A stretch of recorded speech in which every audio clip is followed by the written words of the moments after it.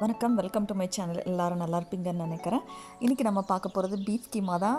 Vegetarian சாப்பிட்றவங்க skip பண்ணி போயிடலான்னு நினைக்கிறேன். நீங்கள் கீமா வாங்கின பிறகு அதை நான் குக்கரில் வந்து ஒரு 10 மினிட்ஸ் போல் வேக வச்சு எடுத்துக்கிட்டேன். இது எடுத்து எப்போவும் வச்சுக்கிட்டிங்கன்னா உங்களுக்கு ரெடியாக ஃப்ரிட்ஜில் இருந்ததுன்னா சமோசா பண்ணலாம், ஸ்டஃப்டு சப்பாத்தி பராட்டா பண்ணலாம், கீமா கட்லெட் பண்ணலாம்.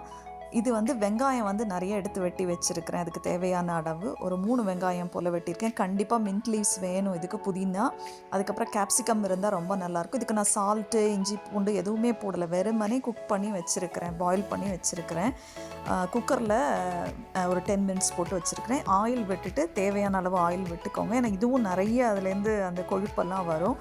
கருவேப்பிலை, வெங்காயம், உப்பு போட்டிருக்கிறேன். உப்பு போட்டால் சீக்கிரமாக வெங்காயம் வதங்கும். கேப்சிகம் போட்டு வதக்கி எடுத்துக்கிறேன்.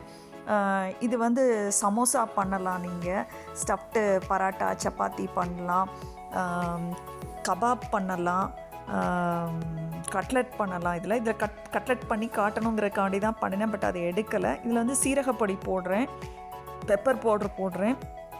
தேவையான அளவு போட்டுக்கோங்க, கொஞ்சம் காரம் இருந்தால் தான் நல்லாயிருக்கும். இதுக்கு தோசையில் கூட ஸ்டஃப் பண்ணி கொடுக்கலாம், ப்ரெட் ரோல்ஸ்குள்ளே வச்சு கொடுக்கலாம். இதில் அந்த லிஸ்ட்டு கொடுத்துருக்குறேன். இதில் வேணுங்கிற அளவு முட்டையும் வேணும், கண்டிப்பாக முட்டை போட்டிங்கன்னா ரொம்ப நல்லாயிருக்கும். ஸோ 2 முட்டையும் நான் போடுறேன்.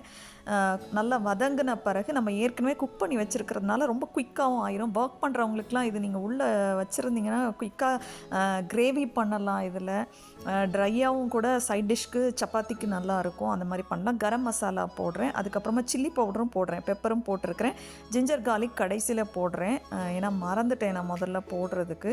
ஸோ அதுக்கப்புறமா தான் போடுறேன். இது இந்த கீமா போட்ட பிறகு தான் நான் போடுறேன்.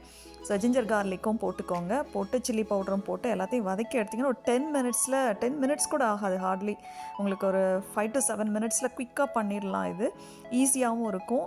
ஒர்க் பண்ணுறவங்களுக்குலாம் இது ரொம்ப குயிக்காக பண்ணக்கூடிய ரெசிபி. இந்த ரெசிபி பிடிச்சதுன்னா உங்கள் ஃப்ரெண்ட்ஸ் அண்ட் ஃபேமிலிக்கு ஷேர் பண்ணுங்கள். மறக்காமல் பெல் ஐக்கனை டச் பண்ணுங்கள். இன்ன வரைக்கும் என் சேனலை சப்ஸ்கிரைப் பண்ணாதவங்க சப்ஸ்கிரைப் பண்ணுங்கள். தேங்க்யூ ஃபார் வாட்சிங். Have a good day.